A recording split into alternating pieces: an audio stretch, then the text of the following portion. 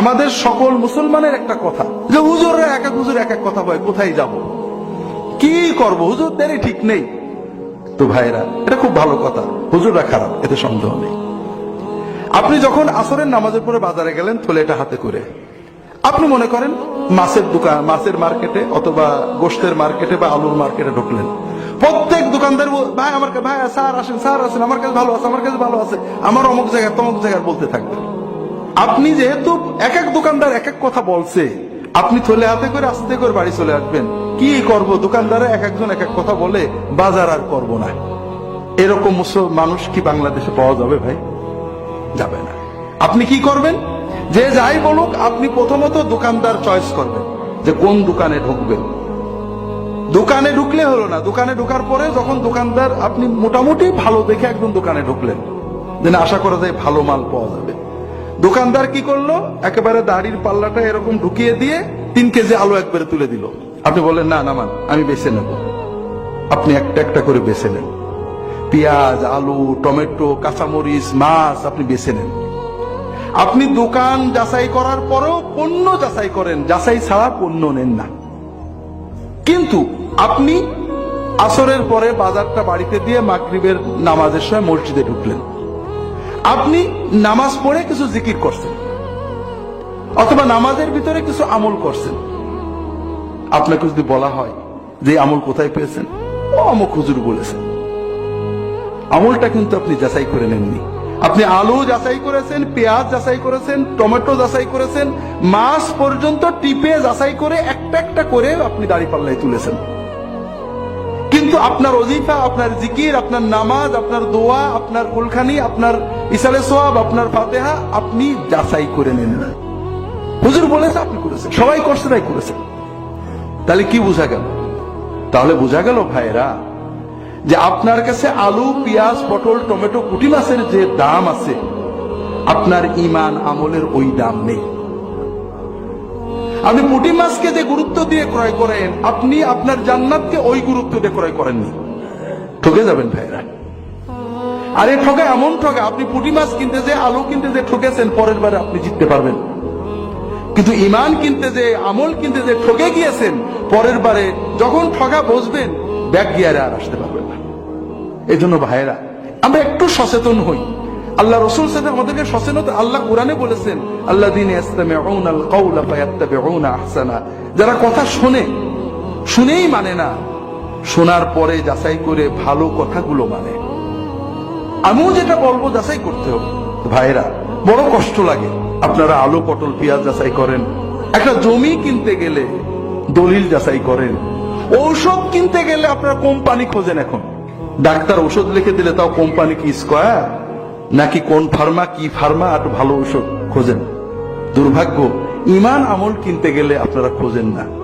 ইমান আমল সহি কি, সুন্দর কি, আমাদের কথার উপরে পুরো আস্থা রাখবেন না, নিজেরা টুকটাক যাচাই করবেন। যাচাই করার মাধ্যমে, হ্যাঁ, আপনি যখন 5 বার এক ডাক্তারের কাছে চিকিৎসা করাবেন, 5 বার এক দোকান থেকে মাল কিনবেন, যখন দেখবেন যে না মানের মাল দেয়, আপনি 10টা যাচাই করবেন, 2টো যাচাই ছাড়াও নিতে পারবেন।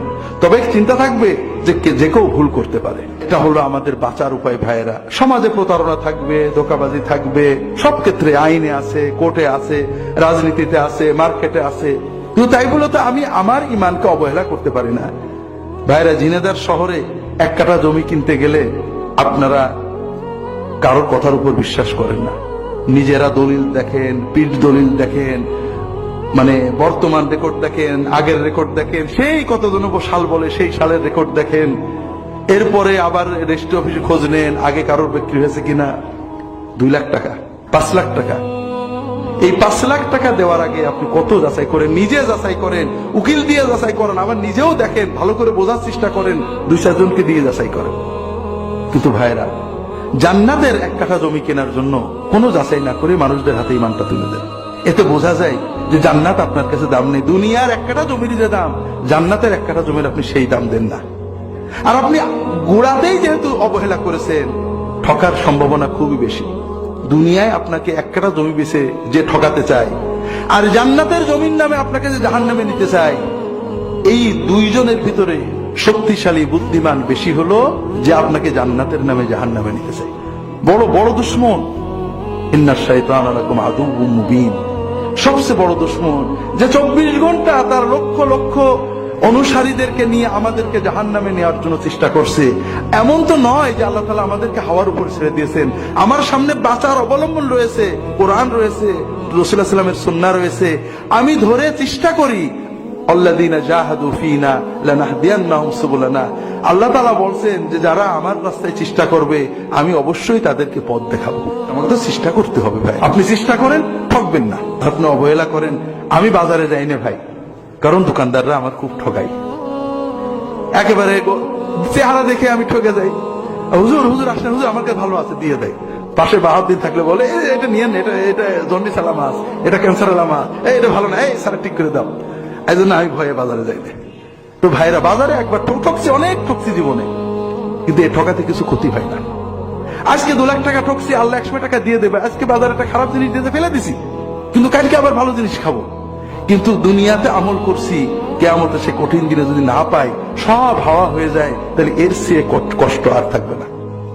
এই জন্য আমার অনুরোধ হলো ভাইয়েরা, যে সবকিছু নিজেরা যাচাই করার চেষ্টা করো।